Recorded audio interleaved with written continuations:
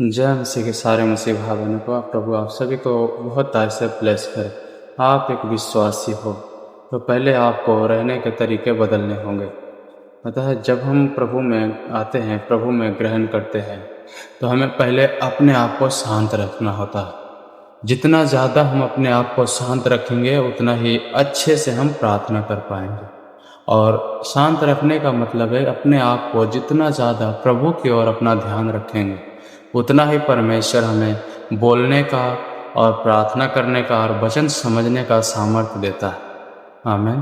कि जब हम प्रार्थना करते हैं और परमेश्वर के वचनों को सुनते हैं तो हमें अपने आप को शांत रखना बहुत ही ज़रूरी है। यहाँ तक कि केवल चुप रहना नहीं बल्कि शांत, अपने हृदय को भी शांत रहना होता है। अतः अभी आप चिंतित हो, अभी आप परेशानी में हो, पहले आप अपने आप को शांत करो। जब तक आप अपने आप को शांत नहीं करोगे तब तक आपको परमेश्वर का वचन समझ में नहीं आएगा। आमीन। क्योंकि आपको वचन समझना ही नहीं, वचन को ग्रहण भी करना। और जो वचन मैं आज आप सभी को बताने जा रहा हूँ, यदि आप इस वचनों को ध्यान से समझते हो, परमेश्वर आपकी आत्माओं से आज बातें करेगा। हालेलुया। तो आइए हम सब पहले अपने आप को सच्चे मन से शांत करें और परमेश्वर के वचनों की ओर चलें। पहले मैं आप सभी के लिए एक छोटा सा प्रार्थना करना चाहता हूँ, जिससे परमेश्वर आपके भटके हुए मनों को और आपके भटके हुए हृदय को शांत करें। आइए अपने आँखों को बंद करते हैं और पहले हम अपने आप को शांत करने के लिए प्रार्थना करते हैं। हे मेरे पिता परमेश्वर, मैं तेरा धन्यवाद करता हूँ प्रभु जी। तू मेरी प्रार्थना को सुनता है पिता, इसलिए दिल से तेरा धन्यवाद करता हूँ पिता परमेश्वर। प्रभु मैं प्रार्थना करता हूँ तेरे इस बेटे बेटियों के लिए पिता परमेश्वर, जो इनके मन चिंताओं में है, इनके हृदय पिता परमेश्वर तरह तरह की परेशानियों में है पिता परमेश्वर, इनके दिमाग में जो बेचैनी है प्रभु जी, उन सभी को मैं यीशु मसीह के नाम में शांति देता हूँ पिता परमेश्वर। हाँ प्रभु, तेरा वचन में लिखा है तेरे नाम में छुटकारा, तेरे नाम में चंगाई है पिता परमेश्वर। मैं पूरे विश्वास के साथ तेरे इन बेटे बेटियों को परमेश्वर यीशु मसीह के नाम में शांति देता हूँ पिता परमेश्वर। क्योंकि प्रभु जी तू शांति का परमेश्वर है खुदावन, तू शांति का परमेश्वर है पिता। तू हर भटके हुए मनों को शांत करता है प्रभु, हर भटके हुए हृदय को तू शांति देता है पिता परमेश्वर। हाँ प्रभु, मैं प्रार्थना करता हूँ अपने इस बच्चों को पिता परमेश्वर तू शांति दे यीशु मसीह के नाम में। हाँ पिता परमेश्वर, प्रभु इनके घर परिवारों में जो चिंता है, जो परेशानी चल रही है प्रभु जी, उन सभी को तो शांत कर। जो भी दुष्ट आत्मा इनके जीवनों में, इनके परेशानी में हालेलुया हमेशा प्रभु जी ने परेशान करते हैं, उन सभी के लिए मैं प्रार्थना करता हूँ यीशु के नाम में। हर दुष्ट आत्मा, बेचैनी वाली हालेलुया परेशान करने वाले सब दूर होने पाए यीशु मसीह के नाम। पिता परमेश्वर तू अनुग्रह कर, दया कर पिता परमेश्वर। यीशु के नाम में इसे शांति देते हुए तेरा धन्यवाद करता हूँ प्रभु जी। धन्यवाद पिता परमेश्वर। इस छोटी सी प्रार्थना प्रभु यीशु के नाम से मांगता। हालेलुया, धन्यवाद यीशु। आमीन। कि जब भी आप वचन सुनो या प्रार्थना करो या आप बाइबल पढ़ो तो आपको अपने मनों के लिए, अपने हृदय के लिए प्रार्थना जरूर करें। क्योंकि जब तक हमारा मन शांत नहीं रहेगा तब तक हमें कुछ भी समझ में नहीं आएगा और हम क्या प्रार्थना में क्या बोल रहे हैं वो भी समझ में नहीं आएगा।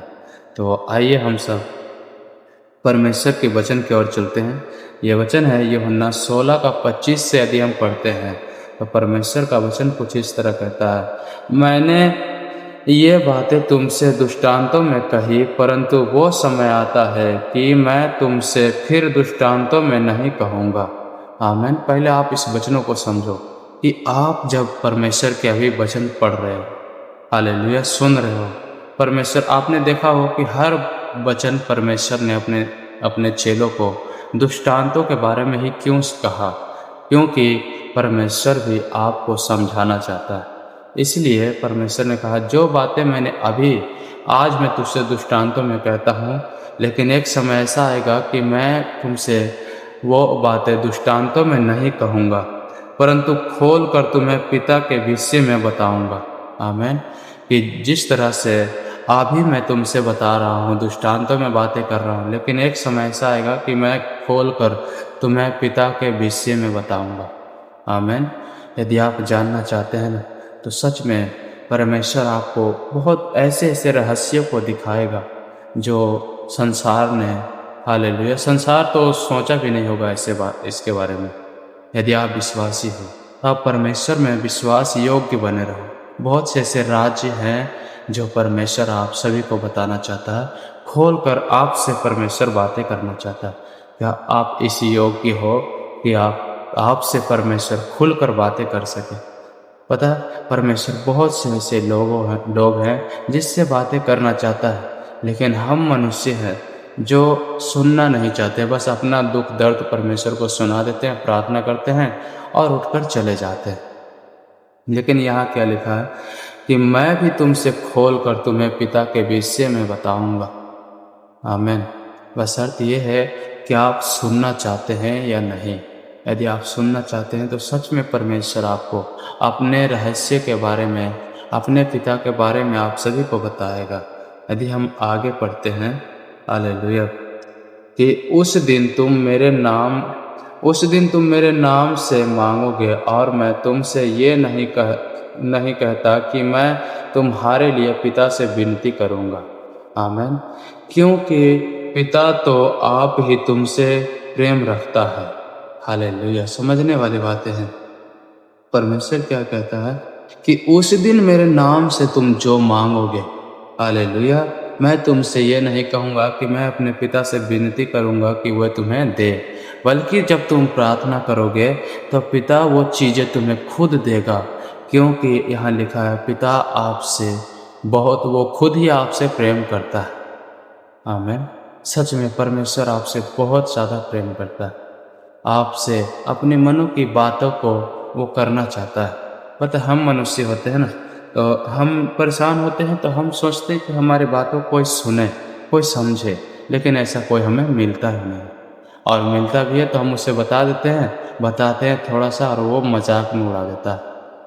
यदि हम थोड़ा सा भी बताएं तो उसे खींच कर उन्हीं बातों को वो बड़ा बना देता है। लेकिन हमारा परमेश्वर ऐसा नहीं है।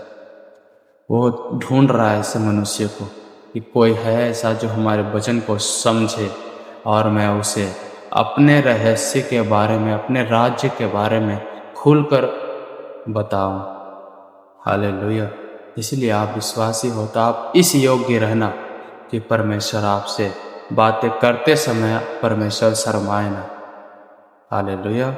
क्योंकि पता है, जब हम किसी से अपना दुख बता रहे होते हैं ना, और वो हद से ज़्यादा हमारे दुखों को मजाक उड़ाता है और वो समझता नहीं, लेकिन परमेश्वर चाहता है कि परमेश्वर आपसे कोई दुख नहीं बताना चाहता।